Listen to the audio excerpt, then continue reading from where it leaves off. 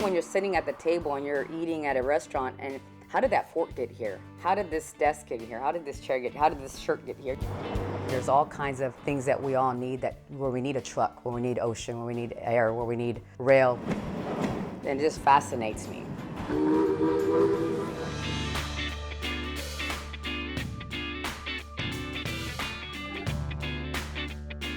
When are those motors going to come in? At AIM Global Logistics, we actually move from a pound to over 1 million pounds and everything in between, whether it's via truck, ocean, air, rail, and we also offer warehousing.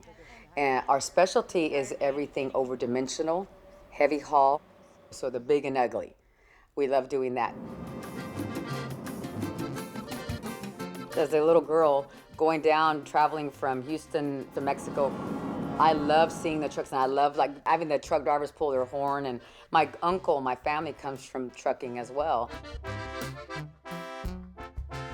I actually have dual citizenship, so I am Mexican and then I'm also American. But growing up, my first language was Spanish. I didn't learn English until probably first grade. So vamos a facturar 4,857.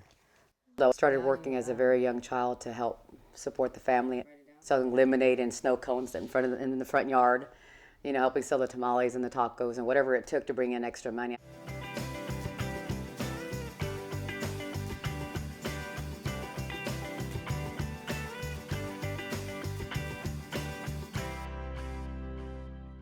When my husband left, it was a really, sorry if I get emotional, but so I remember my kids were young, and they said, we went to the grocery store and we had a basket of groceries, and I didn't walk out with them.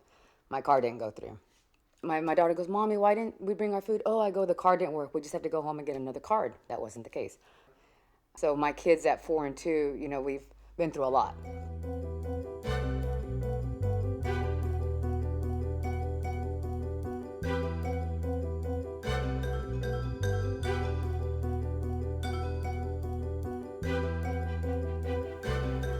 It's a matter of proving yourself, and I got certified in 2009, and it's now 2016, and I barely just got my first contract last year with the big first tier oil and gas company was last year, so it takes a while.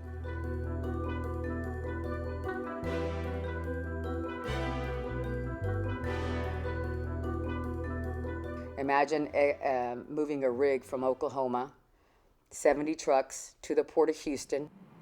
And to move a rig, you have to have the cranes, the pole trucks, the tandem trucks, and then you have to order the permits and escorts. It comes to Houston, you have to hire a crating company to do all the crating. Then you have to hire the ship. Then it takes 3 days to get to Mexico. Then in Mexico, you have to have all your trucks lined up to unload the ship and the cranes. And then you take it to site in Mexico to drill, then you have to rig up. So it's A to B and everything in the middle.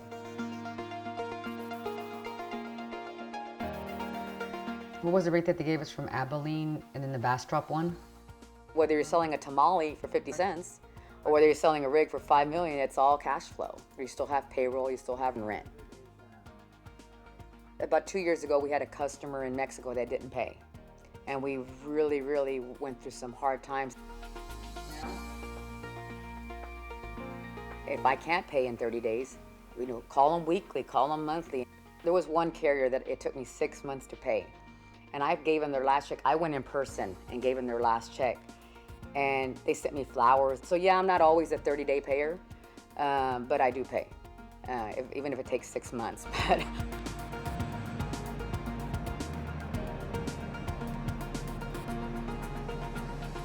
even before, the drop in prices, I started going into, let's look at government projects. So we started looking at solar power. We started looking at wind. So not just oil and gas. So we had to start diversifying not only our clients, but our industries.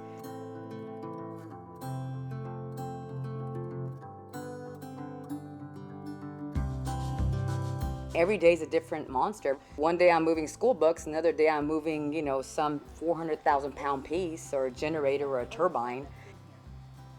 So just everything that it's entailed in moving just one piece all the way to final destination, I think it's amazing.